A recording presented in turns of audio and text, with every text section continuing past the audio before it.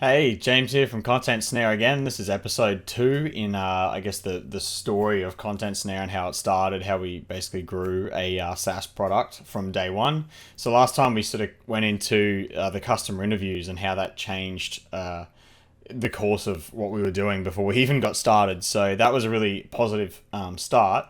And the customer interviews that we did basically wrote a lot of our copy from day one because the frustration in people's words and it was very easy to translate to what the problems in the industry were for the first version of the website. The first version of our website was built by me in an Airbnb in I think it was late October in Denver. I was there for the Digital Commerce Summit done by Brian Clark and the Studio Press guys. And funnily enough, I used a Studio Press theme. I've tried to pull up the Wayback Machine to our first two versions, but unfortunately, it has not cached the styling. So all you get are some of the images I used, and you'll actually notice these are basically the same ones from the original template. They didn't last long. We replaced them, but I essentially just installed this Altitude Pro theme from Studio Themes and replaced each section with copy. I used the existing structure because this was serious MVP sort of stuff. Like, we didn't know whether the idea was going to work. So all I wanted to do was get the website up ASAP. And this is what I did it with. So basically installed it on Cloudways was the host we were using.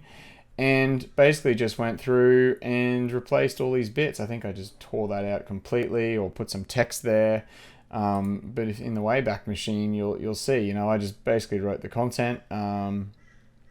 Had a sort of semi-testimonial from one of the customer interviews who had expressed interest in it. It wasn't even a real testimonial. He just said he was excited in the product. You'll be able to see it there. Yeah, looking forward to seeing it in action.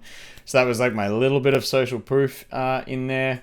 And I installed Thrive Leads, which is a lead capture plugin for WordPress, which I'd already been using, and it made it really easy to create a pop-up. So this is the new Content Snare website now, but we're still using the exact same pop-up. It just says 14-day trial now instead of sign up for a pre-launch discount, which is what it used to say. And basically this just put them straight into our active campaign list. And that was, I guess, the next phase of our marketing. So it was about a 90-minute setup to just go through, install, and replace all these bits with copy that I kind of had a little bit of copywriting experience. I wouldn't say I was amazing, but a lot of people sort of gave me feedback over the next couple of months, like, oh my God, it's like you knew my exact problem. You were talking just like me. And I was like, well, I kind of was, because I'd done the customer interviews that had given me the language that I was giving back at other web designers. And we were web designers as well, so we did know the pain points. But that really helped in our copy.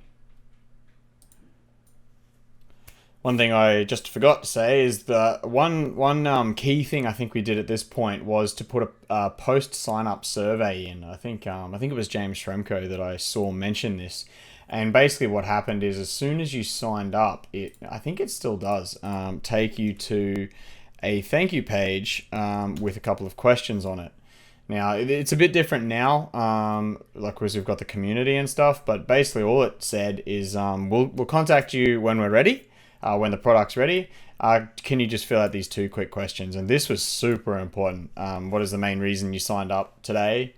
And how did you find us? Now, this box here was insane. Again, just the amount of stuff that people wrote in there that we could just take, rewrite as copy. Just the frustration that came out in the things people would type into this box was amazing. So I think this is one of the best things we did throughout the whole process.